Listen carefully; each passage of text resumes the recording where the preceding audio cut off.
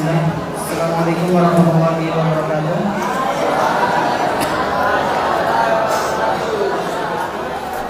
Alhamdulillah, wassalatu wassalamu ala Rasulillah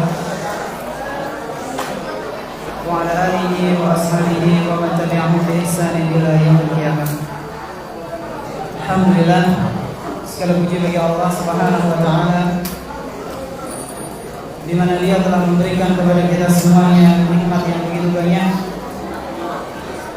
Dan di antara kenikmatan-kenikmatan yang telah Allah Tabaraka wa Ta'ala berikan kepada kita semuanya, yaitu nikmat iman, nikmat Islam, nikmat kita bisa berkumpul kembali di salah satu rumah-rumah Allah Subhanahu wa Ta'ala yang kita cintai ini.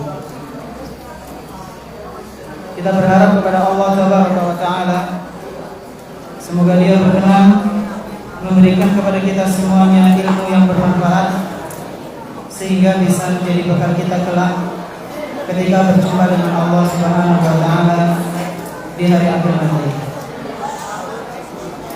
Salawat beserta salam semoga senantiasa tercurah limpahkan kepada Nabi kita yang tercinta, Nabi Muhammad sallallahu alaihi wasallam, serta para keluarganya, para sahabatnya, dan umatnya yang senantiasa mengikuti sunnah-sunnah beliau hingga hari akhir nanti. Para santri yang semoga senantiasa dimuliakan oleh Allah Subhanahu wa Ta'ala,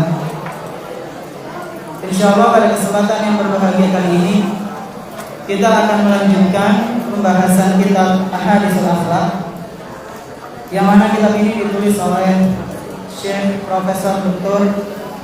Abdul Razak bin Abdul Muhsin Al-Badr hafizahullah ta'ala. Dan seperti biasa ikhwan sekalian, sebelum kita memulai pembahasan kitab, kita akan sedikit murojaah.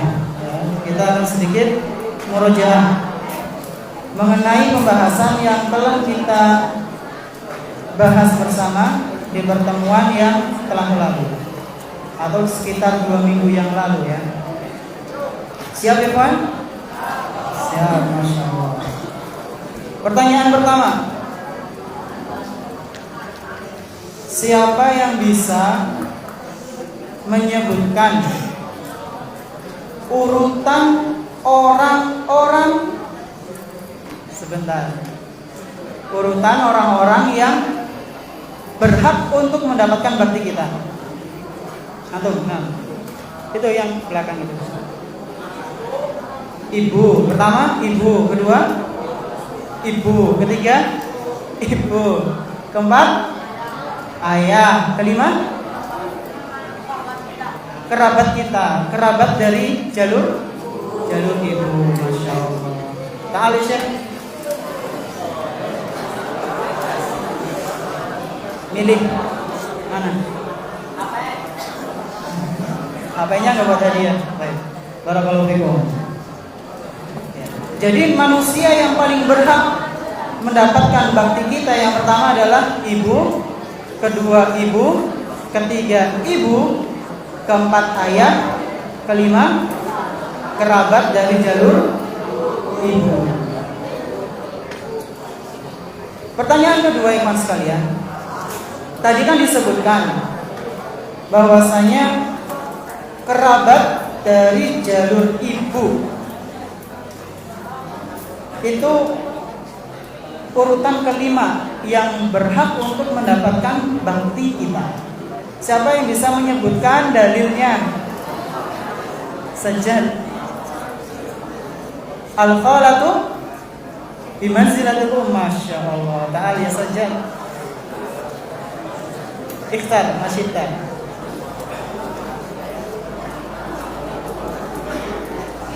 Masya Allah, pendek banget. Barakallahu fikum ya Sajjad. Pertanyaan terakhir ikhwan, siapa yang bisa menyebutkan nama penulis kitab ini? Penulis kitab ini siapa? Yang di belakang siapa? Angkat tangan tadi. Jadi enggak? Zahid? Abdul Razak bin Abdul Muhsin Habibullah. Fadal Syekh Zahid. Masya Allah.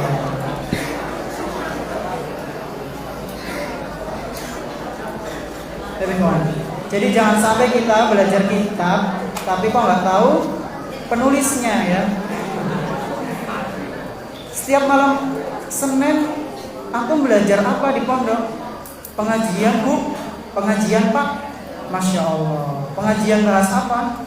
Bahas akhlak. Bahas akhlak. Pakai kitab apa? Kitab Ahadisul Akhlak Bu. Kitab Ahadisul Akhlak Pak. Yang nulis siapa? Embu. Kan aneh ya.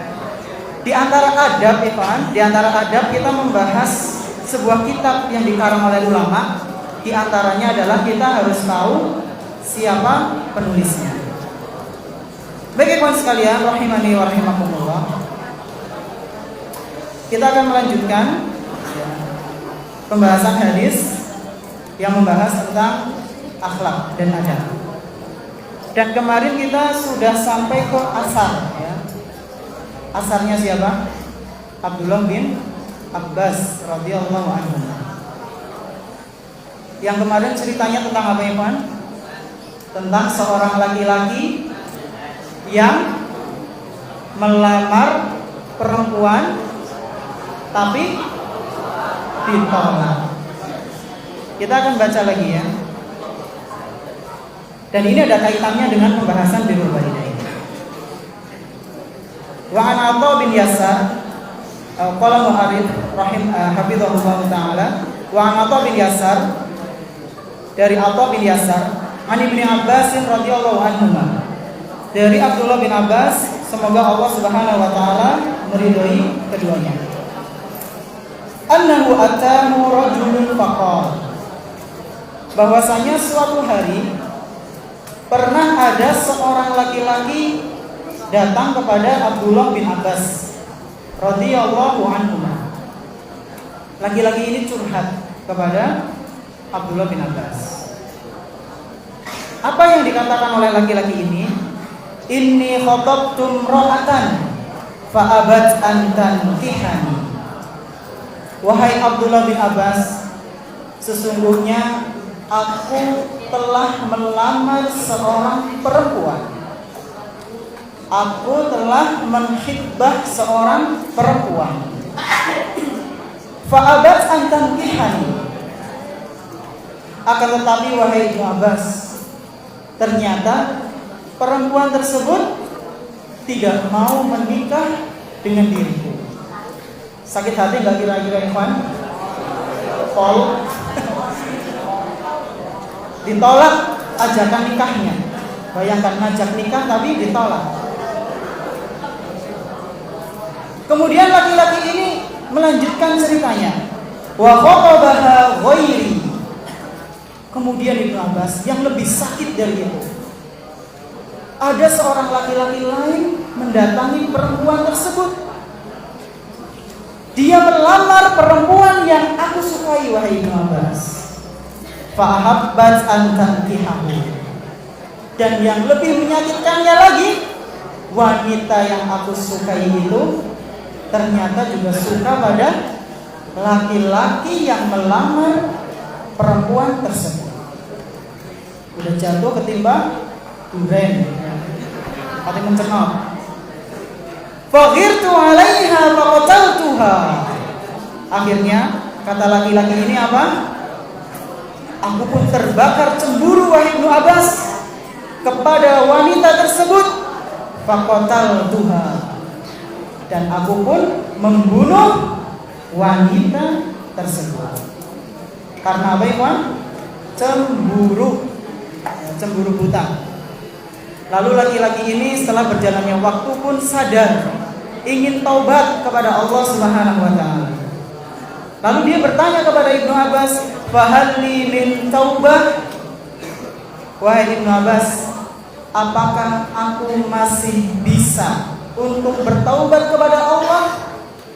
Apakah kesempatan bertaubat bagiku itu masih terbuka, wahai Ibnu Abbas? Sebelum Ibnu Abbas radhiyallahu anhu menjawab, pertanyaan dari laki-laki yang membunuh seorang wanita ini, Ibnu Abbas bertanya apa ya Tuan? Tentang keadaan ibunya si laki-laki tersebut.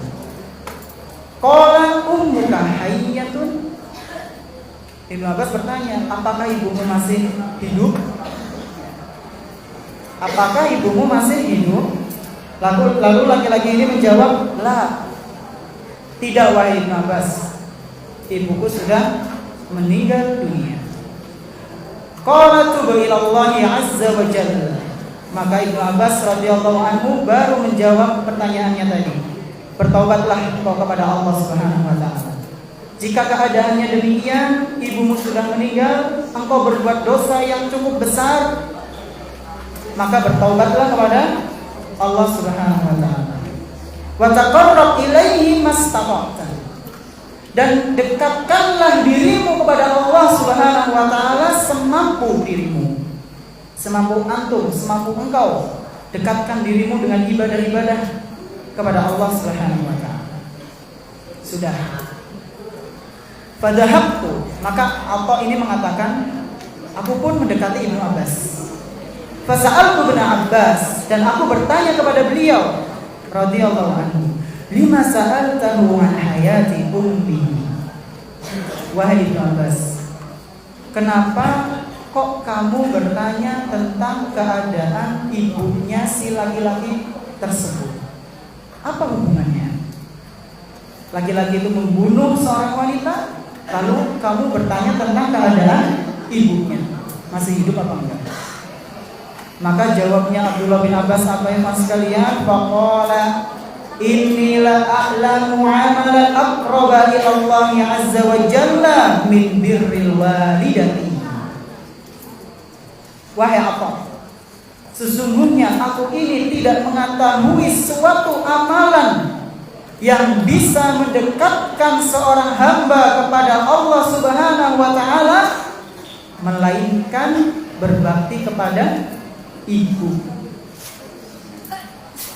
Jadi ketika seseorang dia berbakti kepada orang tuanya, terutama kepada ibunya, amalan ini sangat mulia. Bahkan saking mulianya bisa mendekatkan seorang hamba kepada Allah Subhanahu wa taala. Kemudian mari kita simak penjelasan dari penulis, yaitu Syekh Abdul Razzaq hafizahullah ta'ala mengenai asar ini. Hadzal asarul azimu fihi bayanu ahadiyatil ummi bil birri wal ihsan. Asar ini, yaitu Ibnu Abbas, kisahnya Ibnu Abbas radhiyallahu anhu tadi, adalah asar yang sangat agung. Di dalamnya terdapat penjelasan tentang betapa berhaknya seorang ibu mendapatkan bakti dari anaknya dan mendapatkan perbuatan, perilaku, sikap yang baik. Kemudian kita mencoba lompat ke perkataannya si laki-laki tersebut langsung. Tadi kisahnya laki-laki itu bertanya tentang apa, Iman? Atau curhat tentang apa? Dirinya sudah menkhitbah seorang wanita, tapi ditolak. Ini boleh nggak, Iwan? Setelah seseorang laki-laki dia melamar seorang perempuan, kemudian perempuannya menolak, aku nggak mau nikah sama kamu. Lalu laki-laki lain datang melamar, kemudian diterima. Lamarannya sah nggak, Iwan? Sah nggak? Sah, masya Allah, keras sekali. Barakallahu fiikum. Yang nggak sah itu gimana? Lamaran yang tidak sah, melamar seorang wanita tapi itu nggak boleh. Ketika apa? Ketika wanita tersebut lagi dilamar oleh orang lain. Jadi ketika antum nanti setelah lulus MTS, ya, lulus MTS terus lanjut MA, soal nikah sih. Nah setelah MA lulus lanjut kerja apa nikah apa kuliah? Ada yang kerja, ada yang kuliah, ada yang nikah, masya Allah. Ya intinya niatnya yang beribadah. Mungkin di antara antum nanti ada yang kuliah sambil kerja plus nikah. Mungkin ada di antara antum lanjut MA, bekerja kemudian ingin menikah. Nah, ketika antum ingin menikah, antum melamar seorang wanita, maka antum harus ketahui dulu kira-kira wanita tersebut tidak dalam ikatan lamaran atau enggak. Aja ijik-ijik teka minggone omahe nun sewu Pak Bu, kalau badhe nglamar putrine panjenengan. Jebule sing antri sakeh, antum urutan keberapa? 50 mungkin ya. Pada asalnya ikhwan sekalian, rahimani wa rahimakumullah, ketika seseorang melamar wanita, itu tidak boleh jika wanita tersebut ada yang sedang melamar. Dalilnya apa Ustaz? Dalilnya sabda Nabi Muhammad sallallahu alaihi wasallam, bahwa Rasulullah sallallahu alaihi wasallam pernah bersabda di sebuah hadis yang diriwayatkan oleh Imam Bukhari, hadis sahih. Beliau bersabda, la yahtubur rajulu ala khitbati akhihi. Tidak boleh seseorang melamar wanita di atas khitbahnya saudaranya. Maksudnya gimana Ustaz? Maksudnya kita nggak boleh melamar seorang wanita jika dia lagi dilamar oleh orang lain. Ya. Terus gimana Ustaz supaya kita tahu? Yang tuh tanya dulu, cari informasi. Ya. Pihak sana juga nanti bingung kalau mau menolak antum. Aduh, antum udah ganteng, alumni Darussunnah, emang jane. Tapi anaknya aku wis dilamar piye ya anaknya. Nah, itu makanya harus cari informasi dulu. Sampai kapan Ustaz kita bisa melamar wanita tersebut? Hatta yatrukal khatibu qablahu aw ya'dzana lahul khatib. Kita boleh melamar wanita yang akan kita nikahi jika lamaran yang pertama itu batal atau mengizinkan antum untuk maju. Monggo. Berarti berdoa baik ya Ustaz sebelum janur kuning melepuh. Ya monggo kalau dikabulkan. Ala kulli hal ikhwan sekalian, kalau antum ingin melamar seorang wanita nanti kelak setelah lulus dari sekolah, ingat ya, jangan sampai melamar di atas lamaran saudara kita atau saudara anda. Ini pelajaran yang bisa kita ambil dari perkataan laki-laki itu. Kemudian di asar ini juga disebutkan laki-laki lain melamar perempuan yang disukai oleh laki-laki yang curhat kepada Abdullah bin Abbas. Maka laki-laki itu apa? Cemburu buta. Dia mengatakan kepada Ibnu Abbas, "Faghirtu 'alaiha faqataltuha." Wahai Ibnu Abbas, aku terbakar cemburu. Aku sangat cemburu pada wanita tersebut, maka aku pun membunuhnya. Ini bahayanya ikhwan jika seseorang cemburu tidak didasari dengan ilmu dan bukan karena Allah Subhanahu wa taala. Seakan-akan wanitanya itu cuma dia saja, hingga pada akhirnya usah daripada nyempuyang pateni bae. Na'udzubillahi min dzalik. Ini adalah jalannya setan. Kalau misalnya suatu hari nanti antum melamar ternyata ditolak karena antum terlalu tampan, maka jangan sampai antum beranggapan wanita di dunia ini hanya si fulanah saja. Perbandingannya itu banyak ikhwan sekalian, apalagi antum hidup di akhir zaman. Perbandingannya berapa? Ya bisa sampai 50 banding 1 ya. Di akhir zaman nanti. Bayangkan antum satu, wanitanya 50. Dapat 1 berarti 49. Jomblo ikhwan. Kenapa harus pusing? Jadi jangan sampai ketika kita marah, ketika kita cemburu pada sesuatu, itu buta tanpa didasari ilmu. Nanti seperti laki-laki ini, akhirnya membabi buta, menghalalkan segala cara. Na'udzubillahi min dzalik. Nah, tapi alhamdulillah ikhwan sekalian, laki-laki ini pun sadar. Laki-laki ini apa? Sadar. Dia ingin memperbaiki dirinya, ingin bertaubat kepada Allah Subhanahu wa ta'ala.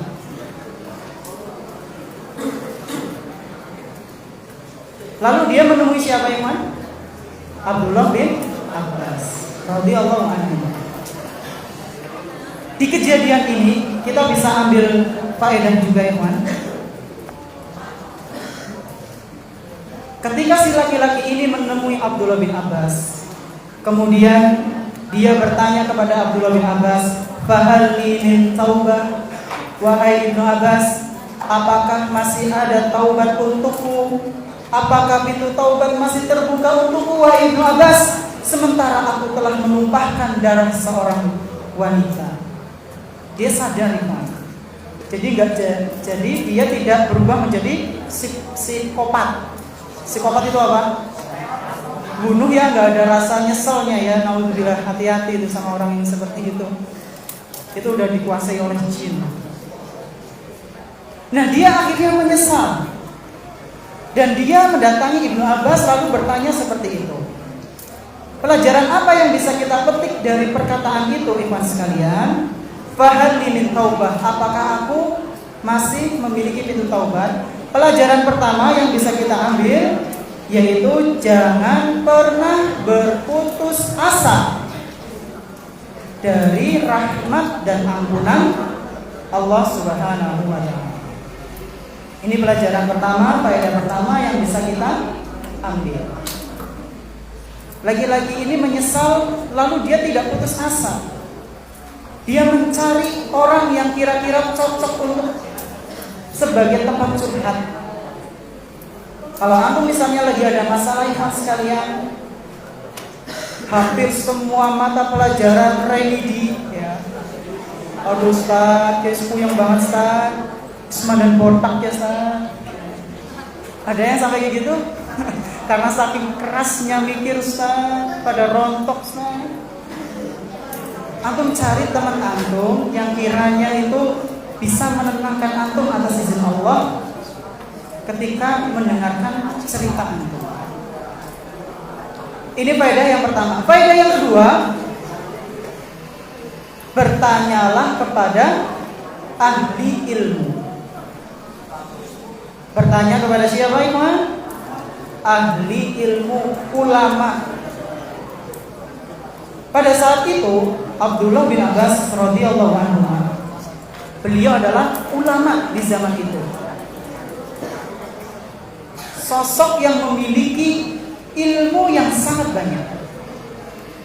Sehingga laki-laki tersebut mendatangi Abdullah bin Abbas. Kita bahas yang pertama dulu, ikhwan. Pelajaran yang pertama tadi apa, ikhwan? Jangan berputus asa dari rahmat Allah Subhanahu wa ta'ala.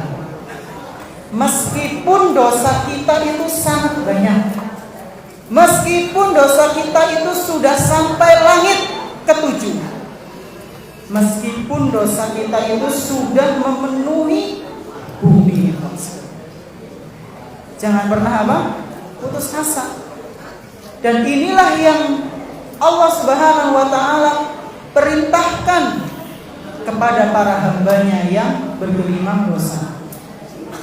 Allah Subhanahu wa ta'ala berfirman, "Qul ya ibadiyalladzina asrafu ala anfusihim la taqnatu min rahmatillah." Katakanlah wahai Muhammad kepada hamba-hambaku yang bergelimang dosa, yang telah melampaui batas. Dalam artian apa, ikhwan? Dia sudah berbuat dosa sangat banyak. Katakan kepada mereka, wahai Muhammad, la taqnatu min rahmatillah. Janganlah kalian berputus asa dari rahmat Allah Subhanahu wa ta'ala. Innallaha yaghfirudz dzunuba jami'an innahu huwal ghafurur rahim. Sesungguhnya Allah Subhanahu wa ta'ala itu mengampuni semua dosa yang pernah kita lakukan, ikhwan sekalian. Dosa kecil, dosa besar, yang sengaja maupun tidak sengaja.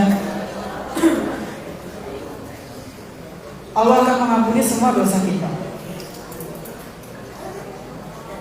Maka jangan berputus asa kepada Allah Subhanahu wa taala. Jangan sampai kita beranggapan Allah tidak mengampuni dosa saya, ya Ustaz. Apakah Allah sudah marah sama saya, Ustaz? Jangan. Perhatikan firman Allah Subhanahu wa taala. Hamba-hambanya yang telah melampaui batas, hamba-hambanya yang sudah bergelimang dosa, tapi Allah masih memanggilnya sebagai siapa, ikhwan? Ya ibadi. Yang ibadi itu artinya apa? Wahai hamba-hambaku. Kita, anak antum sekalian, ikhwan, itu dosanya sangat banyak. Belum ke diri sendiri, belum kepada Allah, belum kepada ustaz, belum kepada teman. Sehari ini mungkin kalau kita hitung dosa yang telah kita lakukan sudah sangat banyak sekali, ikhwan. Tapi Allah Subhanahu wa taala masih memanggil kita sebagai siapa? Hambanya. Allah tidak memanggil kita wahai pendosa, wahai orang yang tercela, wahai orang yang sukanya ngebully, wahai orang yang sukanya gosok. Enggak seperti itu. Manggilnya siapa? Wahai hamba-hambaku. Ini kan bentuk kasih sayang, ya kawan. Tapi kenapa kita seringkali meremehkan kesempatan yang masih Allah berikan kepada kita? Enggak bertaubat, masih ditunda-tunda. Ustaz, kan umur saya masih berapa? 15, 14, Ustaz. Masih jauh, Ustaz, dengan 50 tahun. Masih jauh dengan 80 tahun. Ya nggak apa-apa, senang-senang dulu, Ustaz. Memangnya yang namanya kematian itu nunggu tua, Iman? Tetangga anak yang masih kecil mati itu ada. Ya. Tetangga anak yang umurnya kelas 6 SD mati juga ada. Bayi mati juga ada. Jadi nggak harus nunggu tua. Teman-teman anak yang di STDI, di kampus, itu sebaya kakak kelas anak yang pada meninggal ada, ya kawan. Jadi mau sampai kapan kita menunda taubat kita? Selagi Allah Subhanahu wa taala masih memberikan kesempatan, kita masih bisa merasakan udara segar, masih bisa bernapas, masih ingat dengan dosa yang kita lakukan, masih sadar apa yang kita lakukan itu salah, segeralah bertaubat nasuha. Jangan ditunda. Kita nggak tahu nanti malam kita tidur, pagi-pagi ternyata sudah di liang lahat. Betapa banyak orang yang tertawa di malam hari, ternyata di pagi harinya kain kafan sudah dipersiapkan untuknya. Betapa banyak orang yang di sore hari dia tertawa dengan saudaranya, ternyata di pagi hari saudaranya menangis akan kematiannya. Betapa banyak orang yang mengatakan besok anak ingin taubat kepada Allah Subhanahu wa taala, ternyata setelah dia mengatakan besok, 3 detik kemudian dia mati. Bisa nggak, Iwan? Bisa. Apa yang nggak bisa oleh Allah Subhanahu wa taala? Antum berbuat dosa di kamar ketika malam-malam nggak ada yang tahu, Allah tahu. Allah Subhanahu wa taala masih sayang kepada antum. Buktinya apa, Ustaz? Allah tidak membuka tirai antum. Tirai apa maksudnya? Tirai kezoliman yang antum sembunyikan dari mata-mata teman antum, apalagi dari ustaz antum. Allah masih sayang ke antum, teman. Kapan mau taubat? Jangan sampai kesempatan yang Allah Subhanahu wa taala berikan ke antum ini berubah menjadi istidraj, yang nantinya Allah ulur dan tidak peduli lagi sama kita. Nauzubillah min dzalik. Perbuatan dosa yang dilakukan di kamar mandi,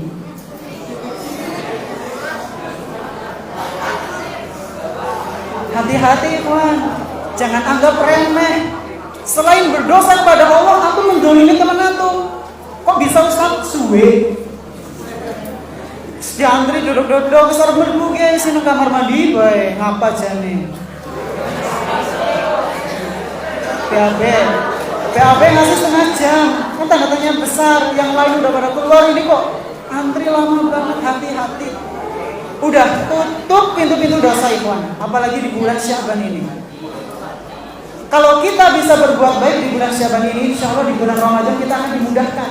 Jangan sampai kita sudah berbuat dosa di Syaban, nanti ke bawah sampai Ramadan. Akhirnya Ramadan kita ternodai dengan kebiasaan buruk kita. Nauzubillahi min dzalik. Sepakat ya, habis ini bertobat kepada Allah. Jangan habis ini, sekarang. Siap iman? Siap, alhamdulillah. Kita semua nggak tahu iman kapan kita dicabut nyawanya. Jadi ini yang pertama, pelajaran pertama yaitu bertaubat. Sebesar apapun dosa kita, tetap bertaubat kepada Allah Subhanahu wa taala. Ana bawakan hadis qudsi di mana Allah Subhanahu wa taala berfirman, "Ya bani Adam." Perhatikan ikhwan. Ini ajakan Allah Subhanahu wa taala dalam hadis qudsi. Kalau tadi di ayat Al-Qur'an, "Ya bani Adam." Wahai manusia, wahai anak keturunan Adam. Innaka law ataitani bi qurabil ardi khataya. Jika seandainya engkau mendatangiku dengan dosa yang sepenuh bumi. Bayangkan ikhwan, antum bawa panggulannya sepenuh berapa? Bumi rapet jipet, dan itu isinya adalah dosa. Kata Allah Subhanahu wa taala, "Innaka law ataitani bi qurabil ardi khataya." Jika seandainya engkau mendatangiku wahai anak Adam dengan membawa dosa sepenuh bumi, summa laqitani, kemudian engkau berjumpa kepadaku dalam keadaan la tusyriku bi syai'an. Engkau berjumpa kepadaku tidak mempersekutukan Allah Subhanahu wa taala. Allah tidak dipersekutukan oleh si fulan tersebut. Maka balasannya apa? La ataituka bi qurabiha maghfiratan. Niscaya aku juga akan menjemputmu, akan menerimamu, akan menemuimu wahai anak Adam dengan ampunan sebesar bumi pula. Bayangkan ikhwan, ini salah satu keutamaan orang yang bertauhid, orang yang tidak mempersekutukan Allah Subhanahu wa taala dengan suatu apapun. Ketika dia benar-benar ingin memperbaiki dirinya, bertaubat kepada Allah Subhanahu wa taala, Allah akan menerimanya. Hadis riwayat At-Tirmidzi. Ini faedah yang pertama. Kemudian faedah yang kedua apa tadi ikhwan sekalian? Bertanyalah kepada ahli ilmu. Bertanyalah kepada siapa? Ahli ilmu.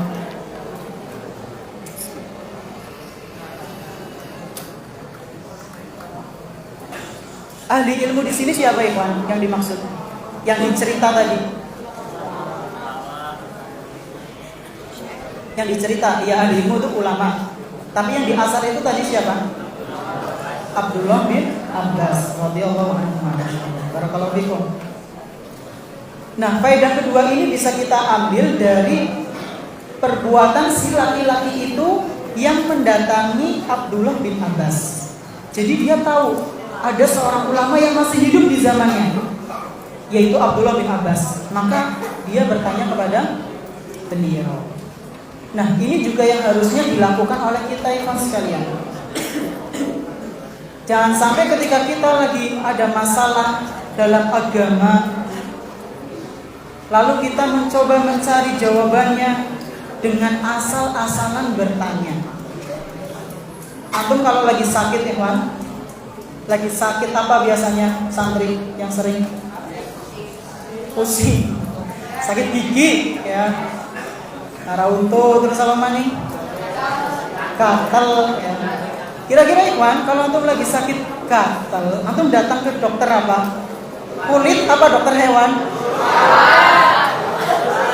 Dokter hewan tambah gatal mau dokter kulit.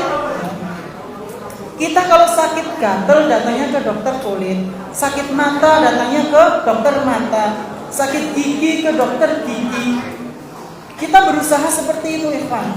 Maka salah ketika ada seseorang dia mendapatkan masalah, kemudian dia pengen mendapatkan jawabannya yang sesuai dengan agama dia, lalu datangnya ke siapa? Dukun. Cinta ditolak? Naudzubillah min dzalik, jangan. Kita coba curhat kepada ahli ilmu. Kalau misalnya kita lagi ada permasalahan. Contoh lain, kita misalnya belum tahu masalah waris, pembagian waris, faraid, maka kita tanya ke ustadz yang pandai dalam masalah faraid. Kita mau tanya masalah akidah, Ustadz, sebenarnya Allah Subhanahu wa Ta'ala itu benar-benar di atas arsy apa di mana-mana, Ustadz? Saya masih bingung. Antum tanya ke yang ahlinya itu. Jangan tanya ke orang gila misalnya. Wong gila lagi, wong belum lagi melaku gawa tongkat, nanti Pak belum saya takon. Ditakoni enggak pas. Tanyanya kepada ahli ilmu. Allah ada di mana, Ikhwan? Di atas arsy atau di mana-mana? Hah? Alhamdulillah di atas arsy. Ya. Jadi itu, Ikhwan, kita harus bertanya kepada seorang yang ahli. Kita isya sampai jam berapa, Ikhwan sekalian?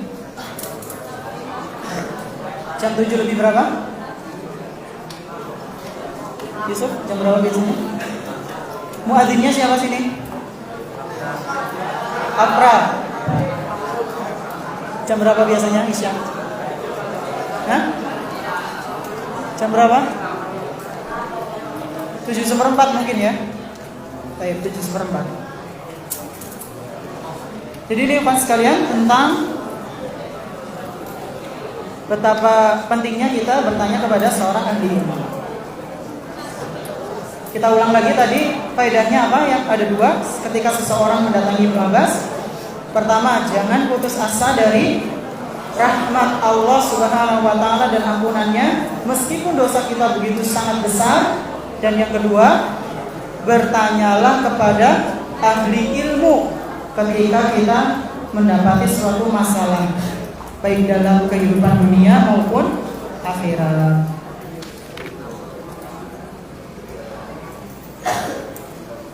Di antara dalilnya, Ikhwan, Anda lupa. Di antara dalilnya di sini disebutkan oleh penulis,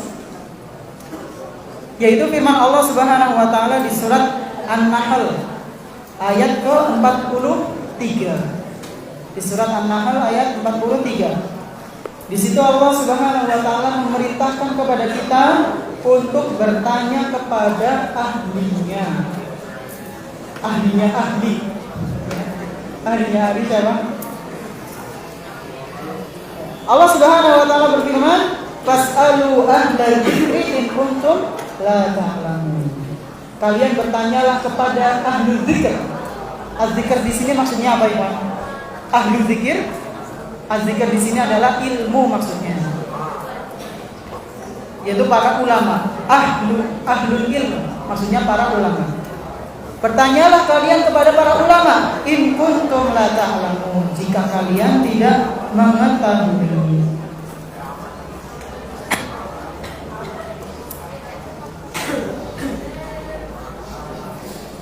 Ikhwan sekalian rahimani wa rahimakumullah. Kemudian di asar tersebut, di asar tadi disebutkan perkataannya Abdullah bin Abbas. Sebelum beliau menjawab, beliau bertanya dulu kepada laki-laki itu. Laki-laki itu datang kepada Abdullah bin Abbas lalu menanyakan tentang taubat karena dia telah membunuh seorang wanita yang dia sukai. Lalu Abdullah bin Abbas langsung jawab, tidak, Ikhwan? Tidak. Apa yang dikatakan oleh Abdullah bin Abbas? Dia bertanya tentang siapa? tentang ibunya si pembunuh tadi. Ummuka hayyatun, apakah ibumu masih hidup?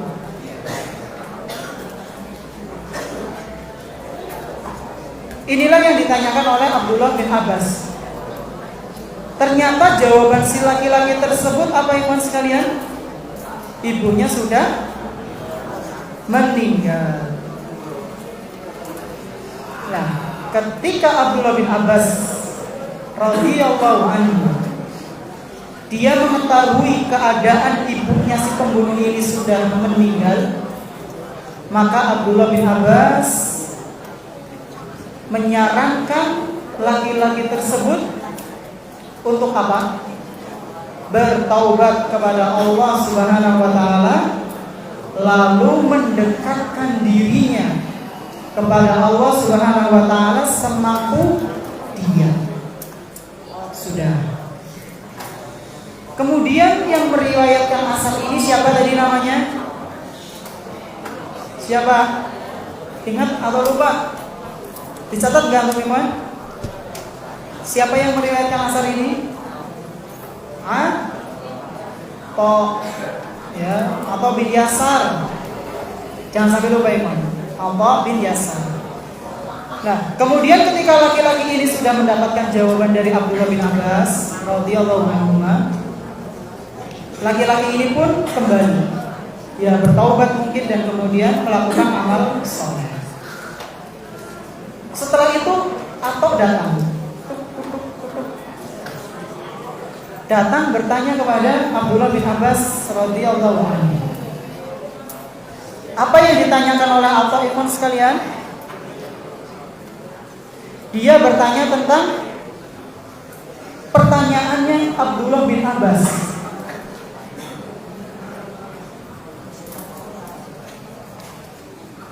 Atau ini bertanya, lima sa'altahu an hayati ummi. Wahai Ibnu Abbas, kenapa kamu bertanya tentang keadaan ibunya si fulan tadi? Nah, ini poin pembahasan kita. Jadi tadi itu faedah-faedah yang kita dapatkan, sementara ini poinnya. Atau bertanya kepada Ibnu Abbas, lima sa'altahu an hayati ummi. Kenapa engkau bertanya tentang keadaan ibunya, wahai Ibnu Abbas?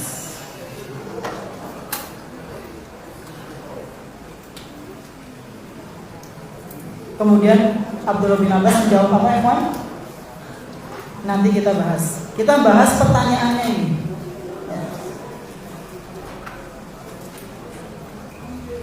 Atau penasaran kepada siapa? Ibnu Abbas, kenapa dia tanya? Nah, penasarannya ini, ikhwan, ada pelajarannya juga. Apa pelajarannya itu, Ustaz? Hendaknya ketika kita merasa ada sesuatu yang tabu. Tabu itu apa, ikhwan sekalian? Tabu itu ya aneh. Kemudian apa lagi? Masih samar, masih belum jelas. Kita bertanya pada yang bersangkutan. Tabayun, aja ijik-ijik menilai dengan apa yang kita duga. Si fulan dengan si kembali ke orang tahu ketan ya, nang sok ngarep, mulai pegor kayaknya. Padahal dia lagi sakit. Si fulan kayak kalau ketemu nggak pernah ngomong, nggak pernah salam, sekarang ya kenapa sih ya? Sombong teman. Padahal lagi bengkak kusine. Harusnya kita tabayun. Kita tanya dulu kenapa, gitu. Jangan langsung menilai. Nah, ini yang dilakukan oleh Atok bin Yasar kepada siapa? Abdullah bin Abbas. Nah, kemudian Abdullah bin Abbas ini menjawab pertanyaannya Atok dengan jawaban yang Masya Allah. Beliau menjawab, Innila a'lamu amalan aqraba ilallahi subhanahu wa ta'ala min birril walidati. Sesungguhnya aku, wahai Atok, tidak mengetahui suatu amalan yang bisa mendekatkan seorang hamba kepada Allah Subhanahu wa taala melainkan dengan berbakti kepada ibu.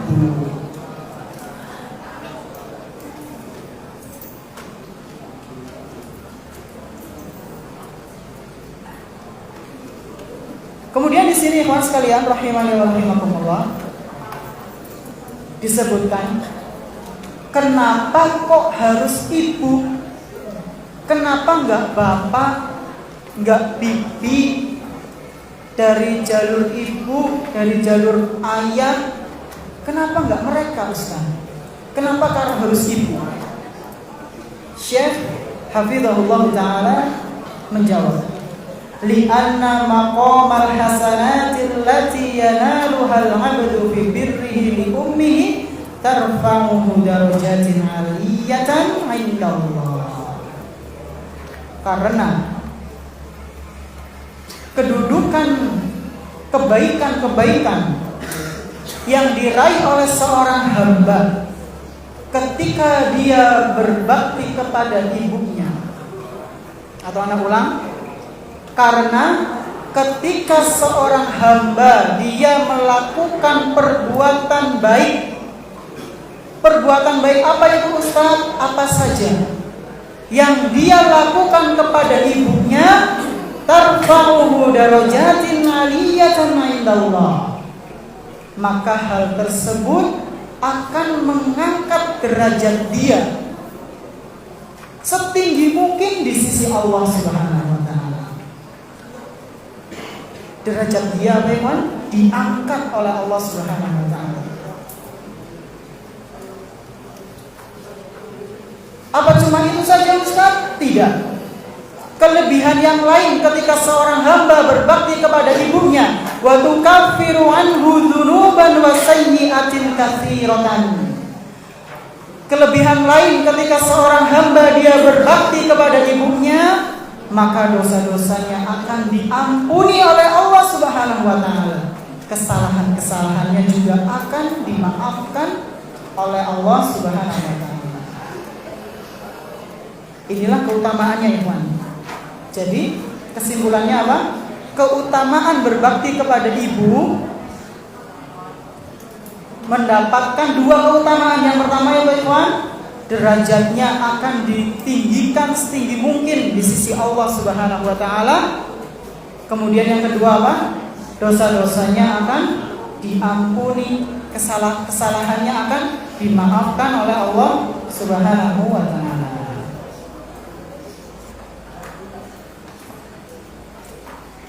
Inilah keutamaan berbakti kepada ibu.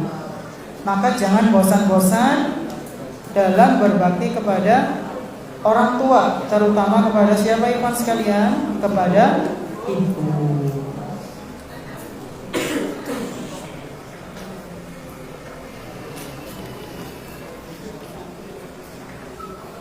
Kemudian ikhwan sekalian rahimani wa rahimakumullah, ada faedah yang tertinggal ini, yaitu tentang perkataannya Ibnu Abbas ketika menganjurkan si pembunuh tadi untuk mendekatkan diri kepada Allah Subhanahu wa taala dengan kebaikan-kebaikan semampu dia. Ibunya dia kan sudah meninggal. Jadi Ibnu Abbas tidak bisa menyarankan dia untuk berbakti kepada ibunya. Sehingga Ibnu Abbas menyarankan dia untuk melakukan amal soleh yang bisa mendekatkan dirinya kepada Allah semampu dia.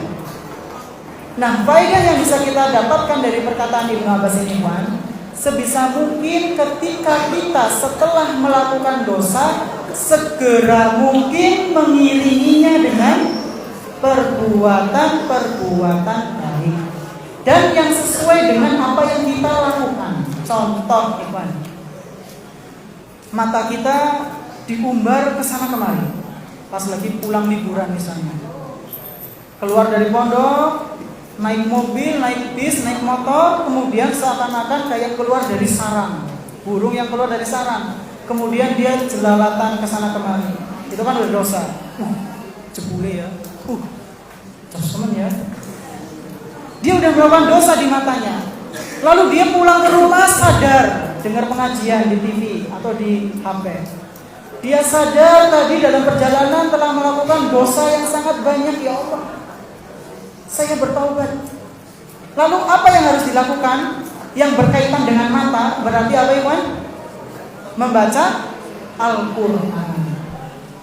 Kalau seorang hamba melakukan dosa dengan matanya, maka perbaikilah matanya itu dengan perbuatan yang baik pula, seperti membaca Al-Quran. Kalau seorang hamba melakukan dosa dengan tangannya, plak-plak mikancana, maka tobatnya gimana, Iwan? Yang sesuai? Ya tangannya digunakan untuk kebaikan, nolong temannya, sedekah, nulis kebaikan, kemudian di-share. Kalau kakinya sukanya gosok, yuk, dosanya, tobatnya gimana, Iwan? Ya langkahkan kaki antum sering ke masjid. Untuk apa, Ustaz? Untuk gosok maning? Ya orang. Ya untuk bertobat, langkahkan kaki antum ke jalan-jalan yang baik, yang diridhai oleh Allah. Dengan demikian Allah akan mengampuni dosa-dosa kita. Allah Subhanahu wa taala berfirman, Ikhwan, innal hasanati yudhibnas sayyi'at. Sesungguhnya kebaikan-kebaikan itu, amalan-amalan baik itu menghapus semua kesalahan-kesalahan yang kecil. Kalau dosa besar itu taubat, ya. Ini surat Hud ayat 114. Kemudian dalam hadis Rasulullah SAW juga menyebutkan wa atbi'is sayyi'atal hasanata tamhuha. Dan kalian iringilah, dan engkau iringilah perbuatan dosa dengan kebaikan. Niscaya kebaikan tersebut akan menghapus dosa yang telah kalian lakukan. Mungkin ini yang bisa kami sampaikan, ibu sekalian. Terima kasih atas perhatiannya. Mohon maaf atas segala kekurangannya. Jadi kesimpulannya, berbakti kepada ibu itu pahalanya sangat besar, bisa menghantarkan seorang hamba mendapatkan derajat yang sangat tinggi di sisi Allah Subhanahu wa taala. Subhanakallahumma wa bihamdik, asyhadu an la ilaha illa anta, astaghfiruka wa atubu ilaik. Wassalamualaikum warahmatullahi wabarakatuh.